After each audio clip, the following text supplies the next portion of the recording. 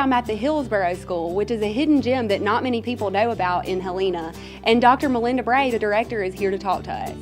Dr. Bray, can you explain to us what is a Montessori? Sure. Montessori education is based on the work of Dr. Maria Montessori. She was one of the first female doctors in Italy, and she studied how kids learn. And actually her research is consistent with current cognitive research now. So our education approach is science-based, it's student-centered, and it's based on multi-age classrooms because they promote growth and leadership. We value the individual child. We don't teach kids based on how old they are, we teach them based on where they're ready to learn. And so Montessori is an approach that understands how you learn is important. It's not just what you learn, but it's how you learn. So we teach our kids to ask questions, to experiment, to be curious about life. Thinking critically and being creative are really important skills, especially today. You have the founders of Google, Apple, Amazon, and they all note that Montessori helps kids prepare for the 21st century. Can you explain to us why you chose Helena to open the Hillsboro School? Sure, absolutely. We are so fortunate. We have 30 acres right off Elvira Road, and it's a pond, and part of our philosophy is that students need to be out in nature. They need to enjoy their lives. They need to be studying the world around them. So we have an acre garden. Well, there's so many lessons you can do in the garden with science, with math. It's a wonderful way to learn. And so we were very blessed by that. And the second part is that Helena is such a welcoming community. Part of the Montessori philosophy is we don't just teach kids academics, we also teach them to figure out how they're going to contribute to the community. So tell us a little bit about your teaching staff.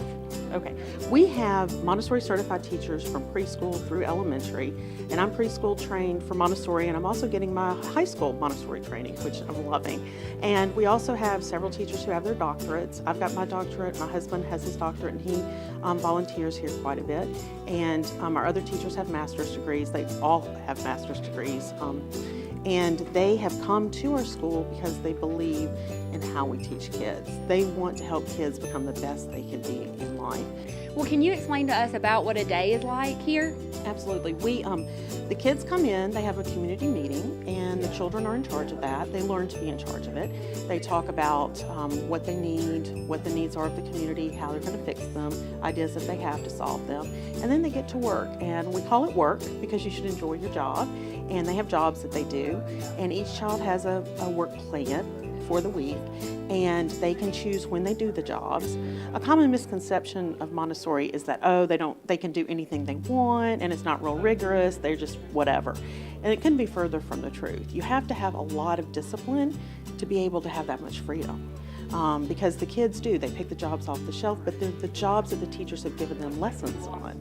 And so they're the jobs that they need to be doing, but their freedom comes in when do they do these jobs?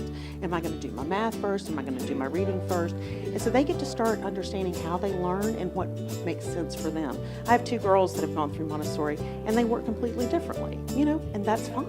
We want to honor that, and we want to teach them what does work for them and what doesn't work for them and why. So this is Emmy. She's been a Montessori student since kindergarten. Emmy, can you tell us a little bit about your education?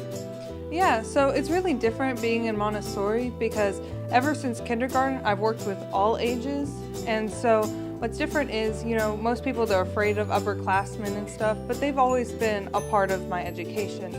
So like when I was in kindergarten, I was actually meeting with the 8th graders, and they were telling me about what they do. They showed us all their projects and stuff. And we have move-up days, so we actually get to go and see what they do. And there's always interaction between all the different ages. So right now I'm doing reading clubs with the younger kids who are now in kindergarten. And so it's nice because everything comes full circle and everyone's always sharing and always telling you what they're doing. And so if there's anything you're interested in, you can always talk to a senior or someone and ask what they're doing and what their life is about and what's happening in their class.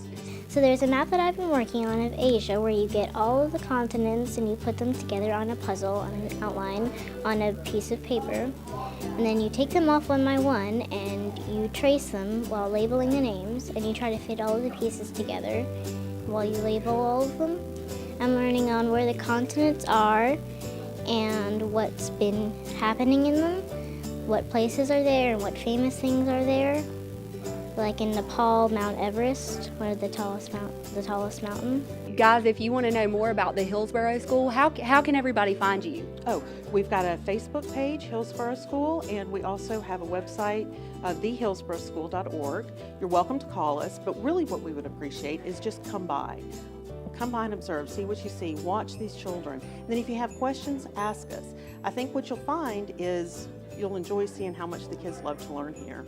Well, thank you so much for chatting with us today, Dr. Bray. And guys, if you're interested in learning more about Montessori, be sure to give the Hillsboro School a call.